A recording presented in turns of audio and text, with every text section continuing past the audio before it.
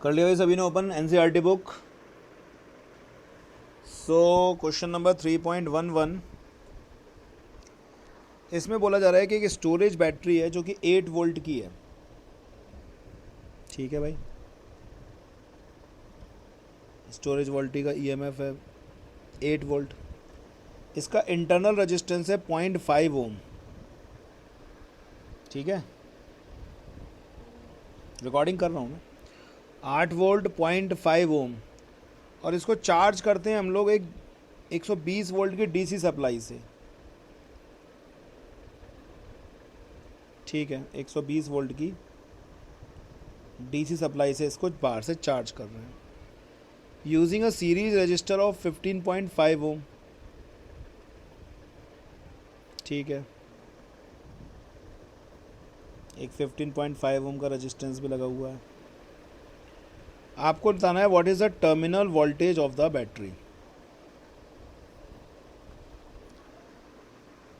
तो क्वेश्चन में ये बोला गया है कि एक बैटरी है जो 8 वोल्ट की है, उसको चार्ज किया जा रहा है एक 120 वोल्ट की बैटरी से। ये मेन बैटरी मान लो, 2 बैटरी हैं सपोज,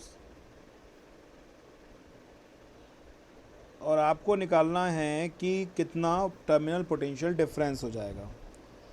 तो ड्यूरिंग चार्जिंग हमने 2 फॉर्मूले पढ़े थे, उसमें एक डिस्चार्जिंग का पढ़ा था, एक चार्जिंग का। याद होगा तुम लोगों हाँ को कि सर। ड्यूरिंग चार्जिंग हाँ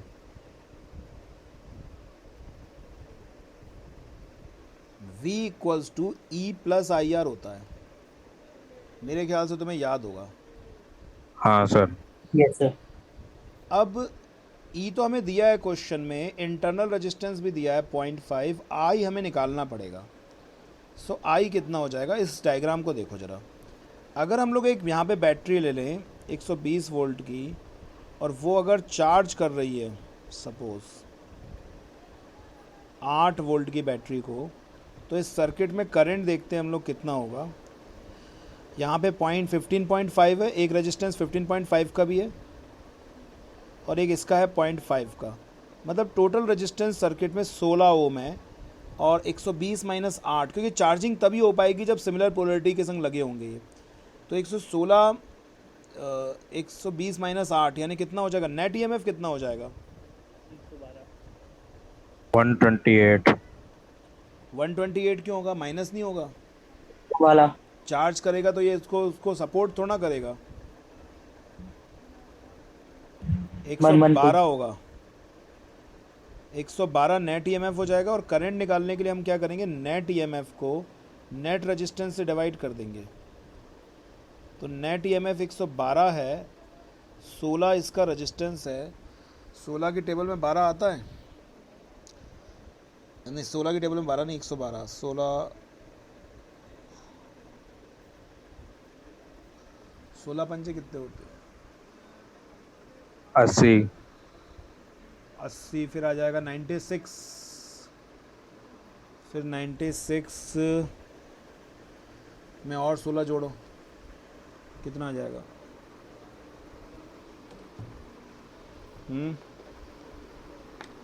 अरे यार डिवाइड करो इसको। हाँ यस सर सर कर करो। रहे हाँ हाँ, आ तो रहा है 112, 96 में जोड़ो 16, 106 पर 112, कितनी तो कितने 7 टाइम्स आ रहा गया, है आंसर। तो 7 नहीं, 7 है। 7। 7, 7। 7 एम्पियर। तो करंट आ गया 7 एम्पियर। तो बस यहाँ पे वैल्यू पुट कर दो, 8 प्लस 3 इंटू 0.5, 7 इंटू 0.5 यानी कि 3.5। तो ये हो गया 11 वोल्ट आ गया आंसर। आंसर 11 वोल्ट आ गया। और इनने किया क्या है,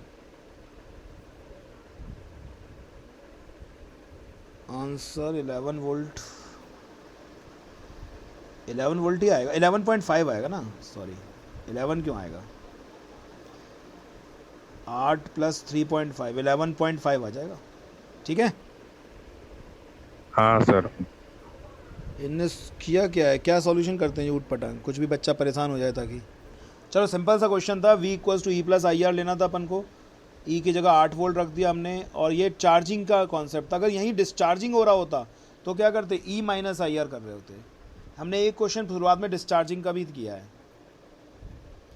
और सर्किट का नेट करंट कैसे निकाला, net EMF upon net resistance. Yes, sir. Yes, sir. Okay, अब अगला क्वेश्चन देखते हैं 3.12। सर इसमें एक और है क्वेश्चन। एक और क्वेश्चन 11th में। है, एक मिनट। 11th में। What is the purpose of series resistance? ये बोला गया कि सीरीज में जो रेजिस्टेंस लगाते हैं हम लोग, उसका क्या काम है। सीरीज में अगर रजिस्ट जो हम लोग अभी क्वेश्चन पढ़ रहे हैं ना, जितने भी सीरीज में एक रेजिस्टेंस लगता है हमेशा, ये जैसे मैंने ये लगाया, ये इसलिए लगाया जाता है कि अगर रेजिस्टेंस बहुत कम हो जाएगा तो शॉर्ट सर्किटिंग का खतरा होगा। I equals to V upon R होता है।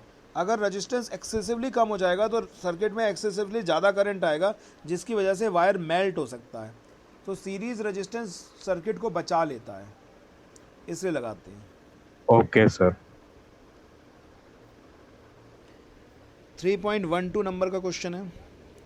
एक पोटेंशियोमीटर अरेंजमेंट है, उसमें एक सेल लिया है, उसका ईएमएफ है 1.25 वोल्ट और ये बैलेंस पॉइंट दे रहा है 35 सेंटीमीटर। पहले मैं पोटेंशियोमीटर अरेंजमेंट बनाता हूँ। ये हमारे पास मेन सेल है, ये मेन सेल है।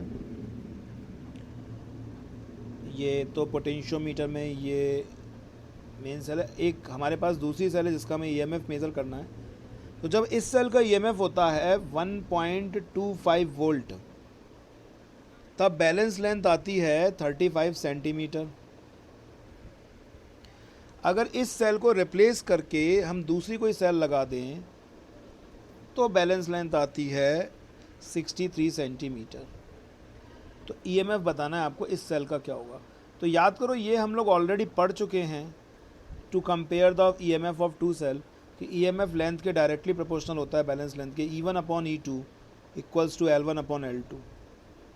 याद आ रहा है तो हाँ, बताओ, सर। नहीं तो फिर मैं उस चीज़ को याद हाँ करूँगा। सर। सो 1.25, अमृता का नेट बहुत जा रहा है, अपॉन E2। ये क्या एयरफोर्स वालों का नेट सही नहीं आ रहा क्या?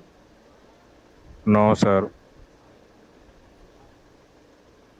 63 centimetre. So E2 equals to कितना आ जाएगा, बताओ मुझे। इसको मल्टीप्लाई कर लेना, 63 अपॉन 1.25 अपॉन 35।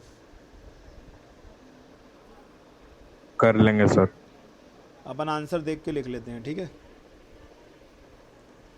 एक मिनट, 2.25 आ रहा है, ठीक।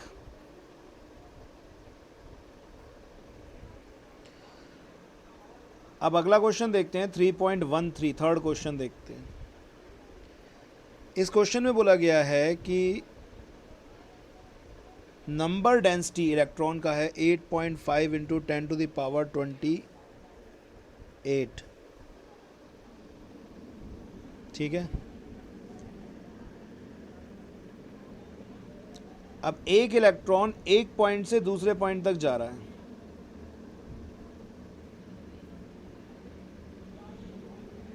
ड्रिफ्ट कर रहा है। वायर की लेंथ दी है 3 metre. Area of cross section दिया हुआ है 2 into 10 to the power -6 metre square और करंट दिया हुआ है 3 एम्पियर।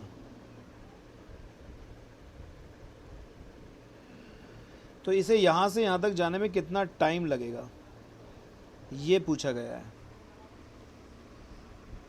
ठीक है। यहाँ से यहाँ तक जाने में कितना टाइम लगेगा, इलेक्ट्रॉन को एक पॉइंट से दूसरे पॉइंट तक जाने में कितना टाइम लगेगा, ये पूछा गया है। तो टाइम का फॉर्मूला जो होता है वो हो जाएगा distance upon speed. Speed equals to distance upon time. तो टाइम का फॉर्मूला डिस्टेंस अपॉन स्पीड, ठीक है। टाइम का फॉर्मूला क्या हो जाएगा, डिस्टेंस अपॉन स्पीड। अब डिस्टेंस तो मैं क्वेश्चन में दी है और वो है L। स्पीड कौन सी लेनी है यहाँ, ड्रिफ्ट वेलोसिटी। कौन सी लेनी है यहाँ पे, ड्रिफ्ट वेलोसिटी, क्योंकि इलेक्ट्रॉन के केस में जो स्पीड मेंशन की जाती है वो ड्रिफ्ट वेलोसिटी होती है। और ड्रिफ्ट वेलोसिटी निकालने का फॉर्मूला हमारे पास है, याद करो मैंने तुम्हें पढ़ाया है, I इक्वल्स टू नावड़े। तो अगर I बराबर नावड़े है तो VD इक्वल्स टू क्या हो जाएगा, I upon NE।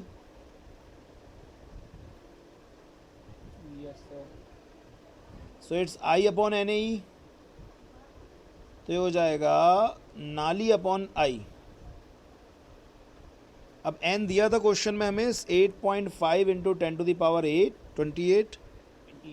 Area of cross section भी क्वेश्चन में गिवन है 2 इंटू 10⁻⁻6, लेंथ भी गिवन है 3 मीटर, और ये है 1.6 इंटू 10⁻⁻19, और करंट कितना गिवन है हमारे पास 3 एम्पियर। सो 3 से 3 ये कैंसिल हो जाएगा, ये 10⁻28 है, 19 और 6 25 हो जाएंगे, ये बचेगा 10⁻3। 2 इंटू 1.6, 3.2, 3.2 को 8.5 से मल्टीप्लाई करना है, तो 32 को अगर मैं 8 से मल्टीप्लाई करूं तो 16, 256, और फिर उसमें 3.2 को 8.5 से मल्टीप्लाई करो, 242 जी। तो ये आ रहा है, सीधे आंसर लिख रहा हूँ मैं अब। आंसर आ रहा है, इसमें आ रहा है जो है 10⁻3 की टर्म्स में है मेरे पास आंसर, 10⁻4 की टर्म्स में, तो अपना तो यहाँ पे 10⁻3 आ रहा है, तो लेकिन जो फाइनल आंसर आ रहा है वो है 2.7 × 10⁻4 सेकेंड। तो इसका जो मल्टीप्लिकेशन होगा, इसका मतलब डेफिनेटली वो मल्टीप्लिकेशन कितना आ रहा होगा, 270 के आसपास कुछ आ रहा होगा, नहीं 270 नहीं, 27 के आसपास कुछ आ रहा होगा, ठीक है। इसका मल्टीप्लाई नियर अबाउट 27 होगा। सर करेक्ट है 27.10। ठीक है, तो बस ओके। Yes sir. समझ में आ रहा है? Yes sir. अगला क्वेश्चन देखो भाई, किसी की आवाज़ नहीं आ रही, क्या प्रॉब्लम है? किसी की भी नहीं आ रही आवाज़, समझ में आ रहा है सबको? सर नेटवर्क हाँ सर प्रॉब्लम? आ रहा है। सर आ तो रही सर, आपकी तो बात आ रही है। नहीं, और किसी की नहीं आ रही ना, तो ऐसा फील नहीं होता कि तुम लोग पढ़ रहे हो कि मस्ती मार रहे हो, बस समझ नहीं।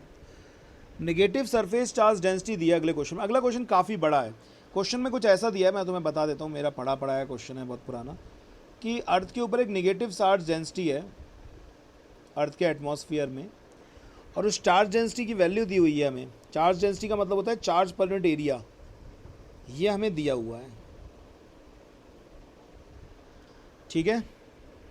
जिया ये हमें दिया हुआ है, गिवन है, गिवन। सर वो जिया यही है ना? ना फॉर्मूला ना, बता रहे जिया हैं। जिया वो नहीं है, जिया तो करंट डेंसिटी होती है, ये चार्ज डेंसिटी है, ओके सर ये ओके। चार्ज डेंसिटी है। ये अपन ने फर्स्ट चैप्टर में पढ़ा था, और जब कैपेसिटर के डेरिवेशंस किए तो उसमें पढ़ा था। Charge density charge per unit area, और वो जो तुम जिया बता रहे हो वो करंट डेंसिटी होती है। सो नेवर कंफ्यूज जिया ओके विद सर। दिस, ठीक, कोई बात नहीं, दोनों बात एक साथ लिखी ताकि तुम्हें कंफ्यूजन ना हो। अब हम बात करते हैं, इसमें पोटेंशियल डिफरेंस दिया है, इसको मैं हटा देता हूँ क्योंकि ये इस क्वेश्चन से रिलेट नहीं करता। इसमें पोटेंशियल डिफरेंस दिया हुआ है 400 kV, और इस पोटेंशियल डिफरेंस को ख़त्म करने के लिए, मतलब हुआ क्या है कि अर्थ की जो सरफेस है और अर्थ के जो टॉप का एटमॉस्फेयर है उसमें एक पोटेंशियल डिफरेंस है, तो उसको ख़त्म करने के लिए अर्थ में पूरे ग्लोब में 1800 एम्पियर का करंट फ्लो कर रहा है, ठीक है। सर ये बाय नेचुरल है आर्टिफिशियल है? नेचुरली, क्योंकि अर्थ के एटमॉस्फेयर में हलचलें तो होती रहेंगी ना, तो चार्ज एक्यूमुलेशन तो होता ही रहेगा, तो 1800 एम्पियर का करंट पूरे ग्लोब में फ्लो कर रहा है, ठीक। Yes sir. हाँ सर। अब ये बोला गया है कि फिर बातें दी गई हैं इसमें कि ऐसा वास्तव में नहीं होता, क्योंकि अर्थ में मैकेनिज्म होती है चार्ज को रेप्लेनिश करने की, आंधी तूफान वगैरह चलते रहते हैं, आंधी तूफान नहीं सॉरी, बिजली चमकती रहती है, उससे सब मेंटेन रहता है। लेकिन अगर ऐसा ना हो तो 1800 एम्पियर का करंट फ्लो करेगा, लेकिन अगर अर्थ का एटमॉस्फेयर को सस्टेन करने की कोई मैकेनिज्म अर्थ के पास ना हो, मतलब वैसे तो क्या हो जाएगा, वो बारिश के पहले क्या चमकती हो, बिजली चमकेगी, वैसे तो सब कुछ सही हो जाएगा। लेकिन अगर ऐसा कुछ ना हो तो कितना टाइम लगेगा अर्थ की चीज़ों को पूरा न्यूट्रलाइज करने में, तो बेसिकली इसमें टाइम निकालना है। तो देखो करंट का जो फॉर्मूला है, करंट का फॉर्मूला होता है Q/T।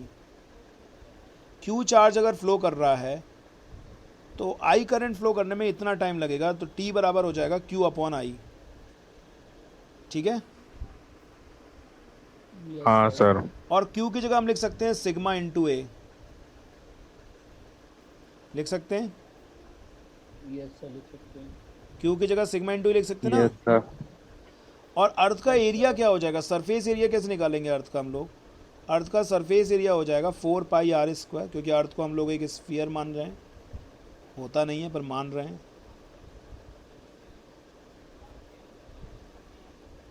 ठीक है, ये देखो बस मैंने ए की जगह जो सरफेस एरिया है वो रख दिया अर्थ का। अब क्वेश्चन में ये चीज़ हमें दी हुई है 10⁻⁻⁹ 4π, अर्थ का रेडियस 6400 किलोमीटर लेके चलना होता है। सर इसमें गिवन है सर 6.37 इंटू 10⁻6 मीटर। इसमें अर्थ का रेडियस गिवन है, सही कह रहा है वो, लगभग 64 ही लेके चलते हैं हम लोग, गिवन ना हो तो। 6.37 इंटू 10⁻6 मीटर, 4πr² मतलब इसका स्क्वायर, और करंट भी हमें गिवन है। याद रखना है इस क्वेश्चन में जो वोल्टेज गिवन है वो सिर्फ बेवकूफ़ बनाने के लिए दिया गया है, वोल्टेज से कोई मतलब नहीं हो रहा है इस क्वेश्चन में, सिर्फ पागल बनाने के लिए दिया गया है कि हम सोचेंगे क्या यूज़ है इसका, हमें कोई यूज़ नहीं पड़ना। और जब हम इससे करंट टाइम निकालेंगे तो ये 282.77 सेकेंड आ जाता है।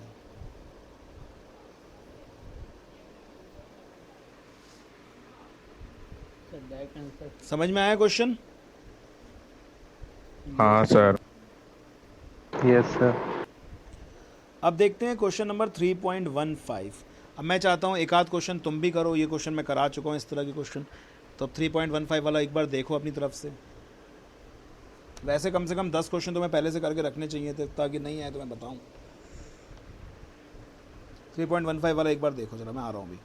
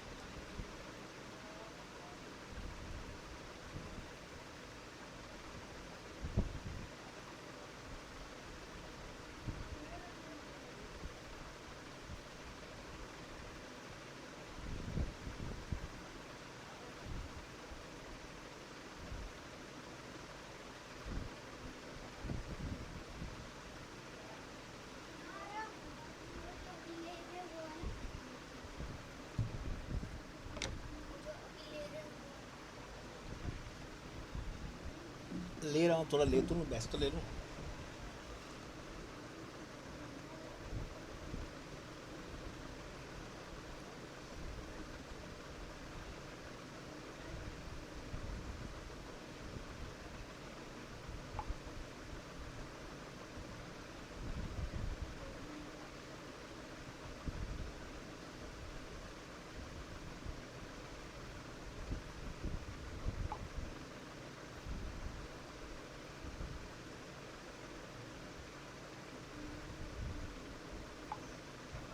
सर 9 o'clock वाला बैच होगा।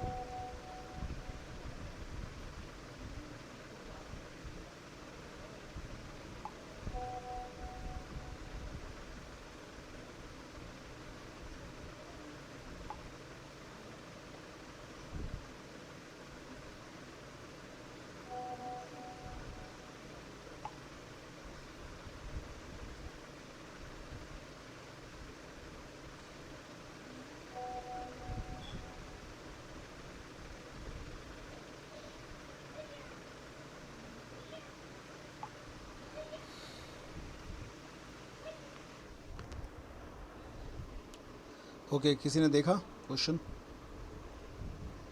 सॉल्व किया?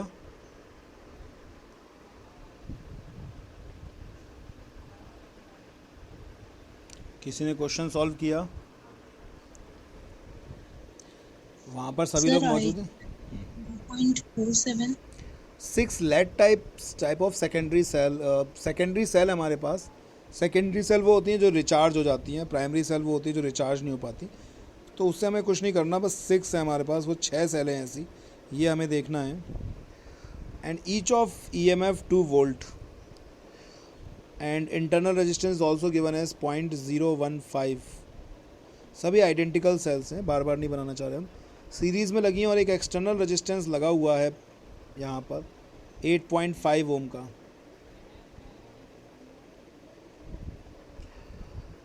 आपको बताना है कितना करंट इससे लिया जाएगा। तो बहुत आसान क्वेश्चन है मेरे ख्याल से। तो ये टोटल EMF जो है वो ऐड हो जाएगा 6 इंटू 2 यानी कि 12 वोल्ट, और टोटल रेजिस्टेंस हो जाएगा 0.015 इंटू 6 प्लस 8.5। अब इसको सॉल्व कर देना, करंट आ जाएगा। करंट होता है total EMF upon total resistance. Total resistance ऐसे निकाल लोगे और ये ऊपर टोटल। हाँ सर। तो देखो जरा, इसको सॉल्व करो, यह आएगा कुछ 1.39 एम्पियर। किसी का आया था ये आंसर? हाँ सर। ऐसा कुछ आ रहा है? 6 8.5 के साथ इंटू नहीं होगा? 6 8.5 के संग नहीं, ऐसा दिया है तो कि हो 6 गया, समझ आ गया रेजिस्टेंस सर। हैं 0.15 के, वो इंटरनल हैं। तो ये सब ऐड हो रहे हैं, तो ये तो 6 टाइम ऐड हो गया, प्लस ये 8.5 एक एक्सटर्नल रेजिस्टेंस और लगाया अलग से। ठीक है, यस सर समझ आ गया। ठीक है। अब इसमें ये पूछा गया है, इसका एक सेकंड पार्ट और है क्वेश्चन का। क्वेश्चन के सेकंड पार्ट में बोला गया है कि जो सेकेंडरी सेल हैं उनका हम प्रोलॉन्ग्ड यूज़ करते हैं, काफ़ी लंबे समय तक यूज़ करते हैं। अब उसका EMF 1.9 वोल्ट रह जाता है। ठीक है सर, टर्मिनल वोल्टेज भी पूछा है। हाँ, टर्मिनल वोल्टेज ही है। अच्छा, ये सॉरी, पिछले क्वेश्चन में एक और पार्ट है।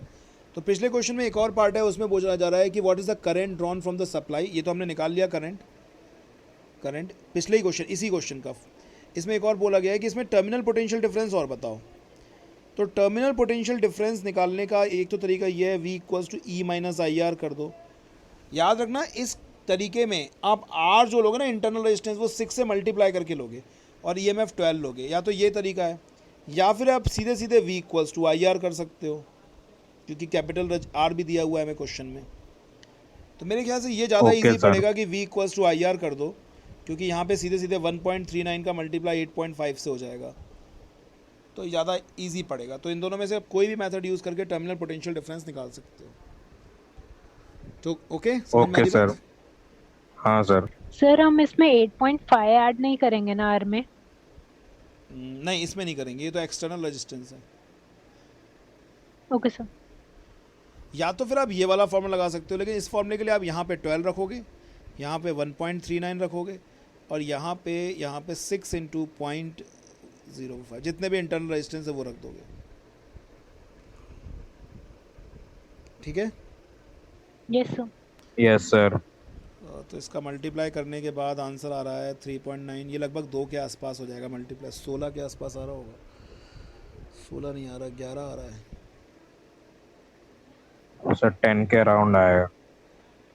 10 के अराउंड क्यों आ रहा है? 8.5 एक मैं कैलकुलेटर से करता हूँ। 8.5 इंटू 1.39 आ तो यही रहा है, 11.8।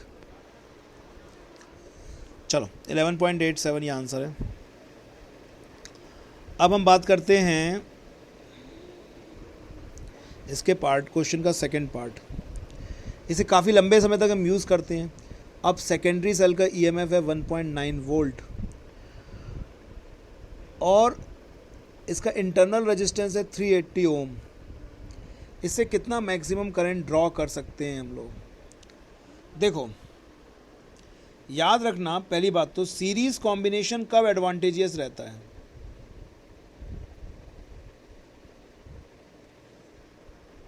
कब रहता है एडवांटेजियस? रेजिस्टेंस ज़्यादा।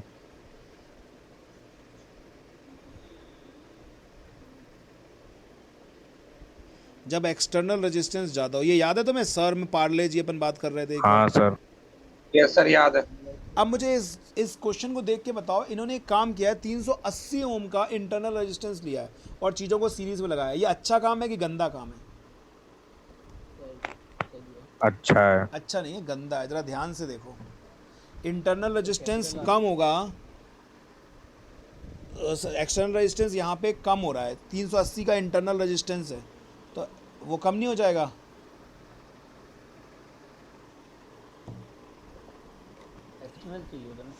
एक्सटर्नल रेजिस्टेंस तो कितने ओम का है? 8.5 ओम का। वो ये कह रहा है कि ईएमएफ जो है वो 300, सेल काफ़ी लंबे समय तक यूज़ हुई तो उसके अंदर जो रेजिस्टेंस है वो बढ़ गया, 380 ओम का हो गया और उसका ईएमएफ जो है 1.9 वोल्ट का हो गया। तो अब ये कॉम्बिनेशन अच्छा क्यों नहीं, थोड़ी ना रहा, क्योंकि एक्सटर्नल रेजिस्टेंस तो कम हो गया। जबकि ये फ़ायदा तब देता है जब इंटरनल रेजिस्टेंस कम हो। जैसे अभी तो ये फ़ायदा दे रहा था, बढ़िया करंट आ रहा था इसमें से, देखो 1.39 एम्पियर आ रहा था, ठीक है। अब यहाँ पे जो करंट आ सकता है, अब जो करंट यहाँ पे आ सकता है वो आ जाएगा total EMF upon total resistance. लेकिन बिकॉज इसको हम लोग इग्नोर कर देंगे, किसको इग्नोर कर देंगे? Capital R, external resistance. तो फिर तो करंट ई बाय आर आएगा और ई बाय आर मतलब कि कितना हो गया? 1.9 अपॉन 380, यानी कि 0.005 एम्पियर आ रहा है। तो अब ये देखो करंट ज़्यादा आ रहा है कि कम आ रहा है? अब कम।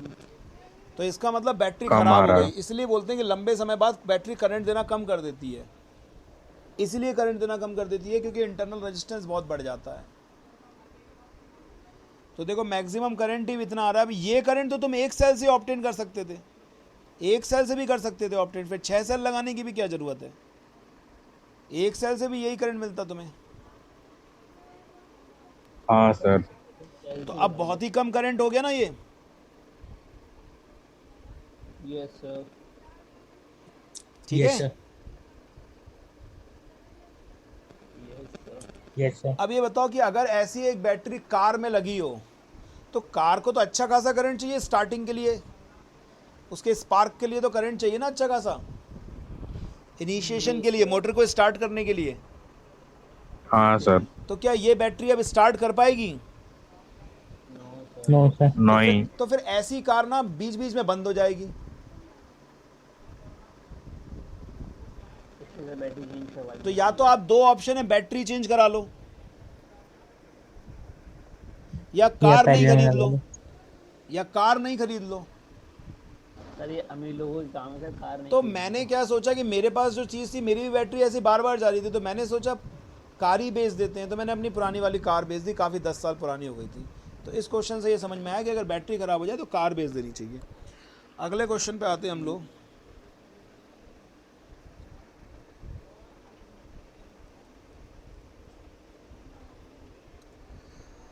दो वायर हैं, उनकी लेंथ इक्वल है। एक एल्युमिनियम का वायर है, एक कॉपर का वायर है, दोनों के रेजिस्टेंस भी बराबर हैं।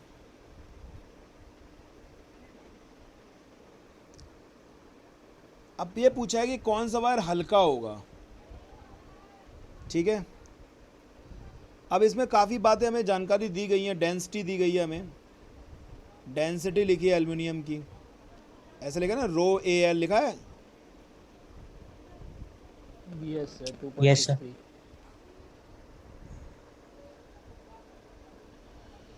साथ में रो सी यू,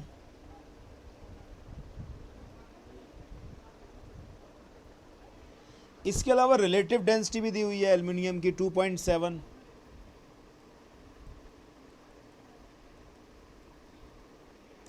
और कॉपर की भी रिलेटिव डेंसिटी दी हुई है। ठीक है, ये सब गिवन है, ये डेंसिटी गिवन है, और ये एल्युमिनियम की रिलेटिव डेंसिटी दी है, और ये कॉपर की रिलेटिव डेंसिटी दी है। ये रिलेटिव डेंसिटी, रिलेटिव डेंसिटी समझते हो ना? Density of substance upon density of water at 4 degree Celsius, उसको बोलते हैं रिलेटिव डेंसिटी। और बोला क्या गया है कि कौन सा वायर हल्का है। ओके, तो अब हल्का कैसे पता करेंगे? हम मास फाइंड आउट कर लेते हैं। अगर हम मास फाइंड आउट कर ले तो हमें पता पड़ जाएगा कौन सा वायर हल्का है, कौन सा ज़्यादा भारी है। काफ़ी नेट जा रहा है यहाँ पर, दिव्यांशा का नेट चला गया, वापस आइए दिव्यांशा, क्या चल रहा है एयरफोर्स स्टेशन में आजकल? दिव्यांशा का नेट चला गया था बीच में। दिव्यांशा, क्वेश्चन आप सुन पाए? No sir. ऐसा दिया है 3.17 में कि दो चीज़ें हैं, एक एल्युमिनियम की है, एक कॉपर की है, दोनों के रेजिस्टेंस बराबर हैं। बहुत ज़्यादा नेट जा रहा है आप लोगों का आज। अमृता कई बार ज्वाइन हो चुकी बीच में। और दोनों की लेंथ बराबर है, रेजिस्टेंस बराबर है, डेंसिटी दिया हुआ है और रिलेटिव डेंसिटी दिया हुआ है। आपको बताना है कौन सा वायर हल्का है और कौन सा वायर भारी है। इस तरह की बातें बतानी है आपको, हल्का भारी वगैरह सब बताना है। Yes sir. तो अब बताओ कैसे निकालें हल्का और भारी कौन सा है, कैसे निकालें? मास का रेशो देख लेते हैं, मास का रेशो देख लेते हैं, mass of aluminium upon mass of copper. Yes sir. और मास बराबर क्या होता है डेंसिटी की टर्म्स में? डेंसिटी इक्वल्स टू होता है मास अपॉन वॉल्यूम। तो mass equals to volume into density, volume of aluminium, density of aluminium upon volume of copper into density of copper. ठीक है? Yes sir. और हम डेंसिटी को क्या लिख सकते हैं? डेंसिटी को तो जो लिखा है लिखे रहेंगे। वॉल्यूम को क्या लिख सकते हैं? Area into length. किसी भी वायर का वॉल्यूम निकालना बहुत आसान, pi r square h. Cylindrical form में होता है जिसमें पाई आर स्क्वायर तो उसका एरिया ही हो गया और एच उसकी हाइट हो गई। वॉल्यूम का फॉर्मूला वैसे भी होता है area into height, area into length. तो यहाँ हो जाएगा area of aluminium, length of aluminium, density of aluminium, और यहाँ पे वॉल्यूम ऑफ कॉपर की जगह लिख देंगे area of copper, length of copper और डेंसिटी ऑफ कॉपर। कहो जय Siya Ram. Yes sir. Okay, तो ये समझ में आ रहा है? Yes sir. Yes sir. क्या समझ में आ रहा है? ये मास का हमने रेशो निकालने जा रहे हैं। मास का रेशो, किसका रेशो निकाल रहे हैं? मास। मास का रेशो निकाल रहे हैं। मास था। अब देखो लेंथ तो दोनों की बराबर है, एज पर क्वेश्चन दिया है अपन को कि लेंथ बराबर ही है। Yes sir. दिया है कि नहीं दिया? यस। Yes sir. डेंसिटी का रेशो हमें दिया ही है। अच्छा, एरिया का रेशो नहीं दिया, तो क्या करते हैं? हमें ऐसा दिया हुआ है क्वेश्चन में कि resistance of aluminium equals to resistance of copper. Sir ये कब दिया? LY। ये भी दिया है अपन को क्वेश्चन में, गिवन है, रेजिस्टेंस दोनों के बराबर हैं।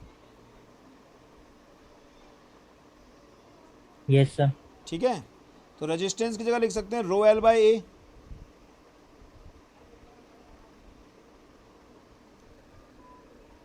LCL नहीं लिख सकते हैं। Yes sir. Yes sir. तो एल से एल तो निबट जाएगा दोनों तरफ, लेकिन ये अलग है। इधर ये एल्युमिनियम का है, ये कॉपर का एरिया ऑफ क्रॉस सेक्शन है, ये एल्युमिनियम और ये कॉपर का। तो लेंथ से लेंथ तो मैं निपटा ही देता हूँ। ठीक है, तो area of aluminium upon area of copper equals to क्या हो जाएगा? याद रखना ये डेंसिटी है, ये डेंसिटी है। ये वाला जो है ना, इसको अपन रो डैश कर देते हैं, क्योंकि ये स्पेसिफिक रेजिस्टेंस है। दोनों अलग अलग चीज़ें होती हैं। ठीक है, मैंने इसको रो कर दिया, इसको रो डैश कर दिया इसीलिए। ओके, सर एक बार रिपीट कर दिए। मैं ये कह रहा हूँ रेजिस्टेंस के फॉर्मूले में जो ये लिखा है ये स्पेसिफिक रेजिस्टेंस है इसको, और ये डेंसिटी है, तो दोनों में कन्फ्यूज़न ना हो जाए, क्योंकि दोनों को हमने पहले रो से शो कर दिया है, तो कन्फ्यूज़न ना हो, इसलिए डेंसिटी को मैंने तो रो रहने दिया है, लेकिन इसको रो डैश कर दिया। Okay sir. तो इसका मतलब area of aluminium to that of area of copper,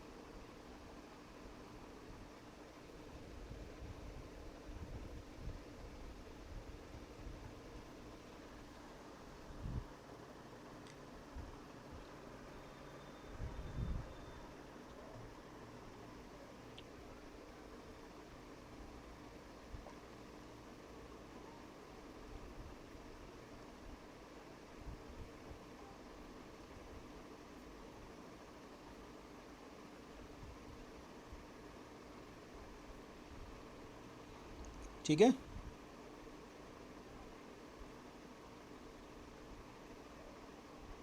आवाज़ आ रही है? यस सर, क्लियर है। तो rho L upon A L upon A C U, तो ये हो जाएगा रो ए एल डैश और rho C U dash. Okay, तो इसका मतलब हमें अगर मास का रेशो निकालना है तो हमें ये पता होना चाहिए,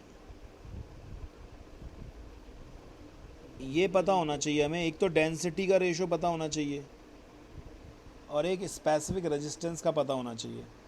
स्पेसिफिक रेजिस्टेंस का रेशो तो क्वेश्चन में गिवन ही नहीं है। एक सेकंड रुको, स्पेसिफिक रेजिस्टेंस,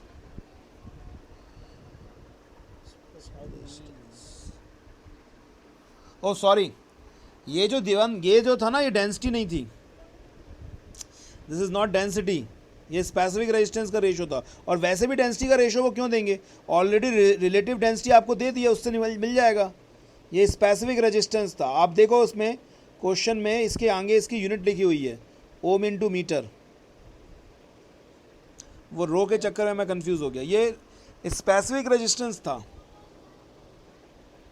ठीक है, मतलब अपन ने जो रो डैश माना है वो था।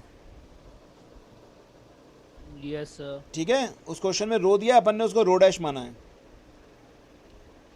और जो रिलेटिव डेंसिटी का रेशो आएगा ना, वही रेशो डेंसिटी का भी होगा। ये बात समझ में आ रही है कि जो रिलेटिव डेंसिटी का रेशो होगा वही डेंसिटी का भी होगा, क्योंकि रिलेटिव डेंसिटी होता है density of substance upon density of water at 4 degree Celsius. तो अगर दोनों के रिलेटिव डेंसिटी को डिवाइड करोगे तो डेंसिटी ऑफ वाटर दोनों तरफ से कैंसिल हो जाएगा, तो जो डेंसिटी ऑफ सब्सटेंस का रेशो होगा वही रिलेटिव डेंसिटी का भी रेशो होगा। Okay sir. नहीं समझ में आ रही बात? आई सर। आवाज़ ही नहीं आ रही किसी की। सर आ गई। Yes sir. तो इसका मतलब डेंसिटी का जो रेशो है वो कितना गिवन है? So ratio of density is given as 2.7 upon 8.9 और स्पेसिफिक रेजिस्टेंस का रेशो गिवन है 2.63। बहुत ख़तरनाक सा डिवाइड है इसमें, और 1.7 to 10⁻⁸। तो इसको डिवाइड जब तुम लोग करोगे तो फाइनल रिजल्ट आ जाएगा, और मेरे पास इसका सॉल्यूशन है तो मैं वहाँ से देख लेता हूँ। तो इसमें डिवाइड किस तरीके से किया है, इसमें ऊपर एल्युमिनियम ही लिया है ना, हाँ ऊपर एल्युमिनियम ही लिया है यहाँ पर अपना। तो ये जो डिवीज़न है अच्छी बात है, सीधे सीधे मिल रहा है अपन को। ये डिवीज़न आ रहा है 0.46, ठीक है, 0.46। इसका मतलब एल्युमिनियम का मास 0.46 लगभग आधा है कॉपर के मास का। तो कौन ज़्यादा भारी है, which is more heavier? Copper. इसमें तो लाइटर पूछा है ना। मैंने तुमसे भारी पूछ लिया, तो कॉपर भारी है, एल्युमिनियम हल्का है, क्योंकि एल्युमिनियम के मास का लगभग आधा कॉपर का मास है। अब जो मुझे ज़रा सोच के बताओ, मुझे, अगर तुमने 10th पढ़ी है ढंग से, which is more good conductor of electricity, aluminium और कॉपर? कॉस्ट वाइज लगभग सेम ही रहते हैं, लेकिन कौन सा ज़्यादा अच्छा कंडक्टर होता है, कॉपर की एल्युमिनियम?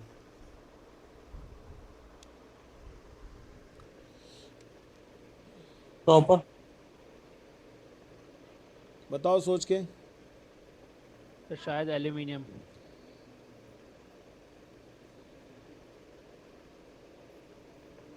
बताओ कौन सा होता है अच्छा कंडक्टर? कॉपर। तो फिर एल्युमिनियम को यूज़ क्यों करते हैं हम लोग? महंगा होता है। क्योंकि एल्युमिनियम हल्का पड़ता है, कॉपर भारी पड़ता है, ठीक है, ओके। Yes sir. क्या डिफरेंस? Yes sir.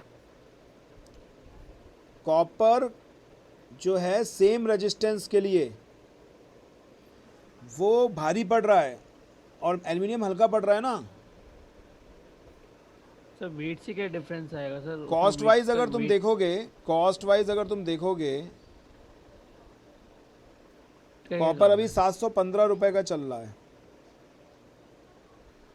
ये इसकी किसकी कीमत है? ये 1 लॉट है 715 का। और एल्युमिनियम अगर देखोगे, ये 191 का पड़ रहा है, ठीक है। ये इसी जून महीने के फ्यूचर का तो मैं बता रहा हूँ, कॉन्ट्रैक्ट का। तो अगर तुम देख रहे हो कॉपर महंगा पड़ रहा है, तो वो ज़्यादा मास लेगा और ज़्यादा यूज़ होगा, तो फिर महंगा पड़ेगा, कॉस्ट ज़्यादा पड़ेगा। तो although copper is a good conductor of electricity, but हम लोग यूज़ करते हैं एल्युमिनियम को। ओवरहेड वायर्स में हमारे जो जाते हैं वो एल्युमिनियम यूज़ किया जाता है। Sir stock market. So as aluminium, no, this is commodity market. So as aluminium is more,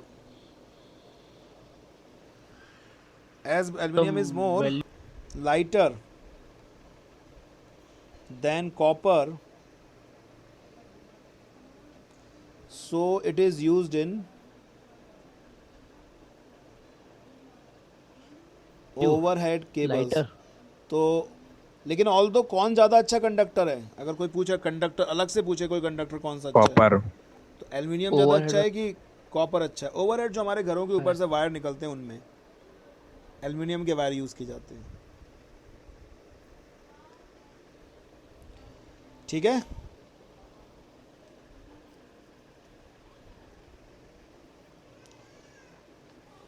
समझ रहे हो? Yes sir. टोटल कितने क्वेश्चन है इसमें? 24। यस सर, समझ रहे हैं। 23। ये आया समझ में? पहले ये बताओ। हाँ सर। न्यू वाली में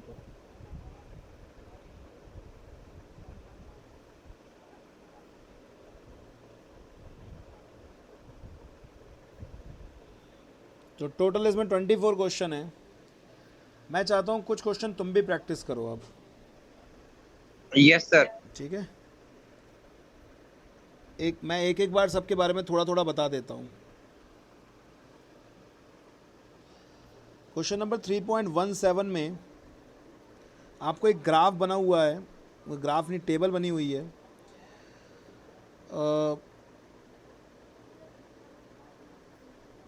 और इसमें ये पूछा गया है कि आप एलॉय को क्यों यूज़ करना चाहते हो मैग्नेनाइन के। आप क्या करोगे, इस पूरी टेबल में बार बार V अपॉन आई निकालोगे। क्या निकालोगे? V upon I. Yes sir. ये अलग अलग टेम्परेचर्स पे अलग अलग कंडीशंस में आपको वोल्टेज और करंट दिए हुए हैं। तो जब आप बार बार रेजिस्टेंस निकालोगे, एक तो आप बार बार जब रेजिस्टेंस निकालोगे तो आपकी डिवीज़न की प्रैक्टिस अच्छी हो जाएगी। वोल्टेज को जब करंट से बार बार डिवाइड करोगे तो डिवीज़न की प्रैक्टिस अच्छी हो जाएगी।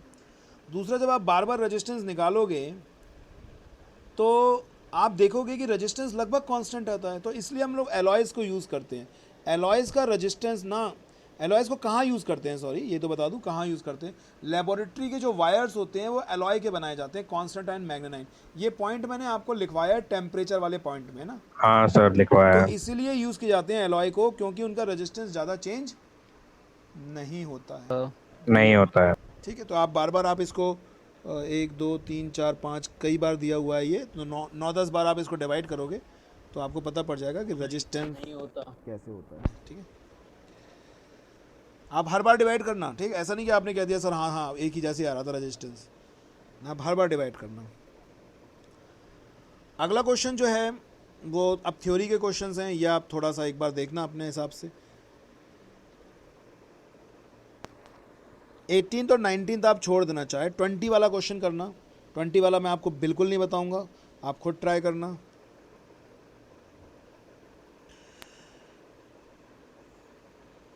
ट्वेंटी वन वाला क्वेश्चन मैंने आपको लैडर कॉम्बिनेशन के नाम से कराया हुआ है, इनफाइनाइट रेजिस्टेंस वाला। मिक्स्ड कॉम्बिनेशन में मैंने एक लैडर कॉम्बिनेशन बनाया था, इनफाइनाइट लैडर। कुछ याद आ रहा है? Yes sir. तो ये Yes, वही sir, वाला yes, क्वेश्चन sir. है। 20 वाला तो आप मेरे से पूछ पूछ के रह जाओगे, तब भी नहीं बताऊंगा मैं। और 12 3.22 वाला क्वेश्चन एक बार आप ट्राई करोगे, अच्छा क्वेश्चन है, ताकि आपके पोटेंशियोमीटर के डाउट क्लियर होंगे इससे। और प्लीज़ प्लीज़ प्लीज़ नहीं आए तो मुझसे पूछोगे, लेकिन सॉल्यूशंस नहीं देखोगे, नहीं तो फिर डाउट्स निकलेंगे। और बाकी 23 24 तो बहुत इजी है, कुछ है ही नहीं। तीनों पोटेंशियोमीटर के क्वेश्चन हैं, ये आप ट्राई करोगे। तो भाई 20 वाला तो मैं आपको बताऊंगा ही नहीं, ये तो आपको करना ही है, ये आपको करना ही है। ठीक, और कुछ भी हो जाए। हाँ ये करना ही है। ये 18th और 19th अगर ये आप नहीं कर पाए तो मैं घर पे आके पीटूंगा सबको। और 18th और 19 आप नहीं करोगे ये मैं बताऊंगा, मतलब एक बार पढ़ लोगे लेकिन आपको मैं बताऊंगा ज़रूर। ये नहीं कह रहा कि नहीं करोगे, मतलब एक बार पढ़ लोगे मैं बताऊंगा। तो फिर से बात करते हैं हम 3.1 वाले क्वेश्चन में। तो कुछ नहीं है, V अपॉन आई को डिवाइड करते रहना है। 3.1819 आप सोचोगे समझोगे ऐसा क्यों होता है, लेकिन असली आंसर मैं बताऊंगा फिर, क्योंकि वो थ्योरी के क्वेश्चंस हैं। ये सारी थ्योरीज हम पहले भी डिस्कस कर चुके हैं चैप्टर के दौरान। 3.20 ही आपको ही करना है, आपको ही। 3.21 ऑलरेडी अपन कर चुके हैं, लैडर कॉम्बिनेशन। 3.22, 3.23 और 3.24 ऐसे क्वेश्चन हैं जिनमें आप एक बार प्रैक्टिस करोगे, नहीं आएगा मैं बताऊंगा, आएगा तब भी मैं बताऊंगा। तो मुझे बताने हैं आपको ये 2 क्वेश्चन और ये 3 क्वेश्चन, ये तो आपको ही करना है 3.20। यानी कि 2 होमवर्क। इस क्वेश्चन में मेनली चैप्टर किस में से आते हैं? यही आ जाते हैं जो एनसीईआरटी में क्वेश्चन दिए हैं, यही आ जाते हैं। जैसे मैं तुम्हें बताऊं,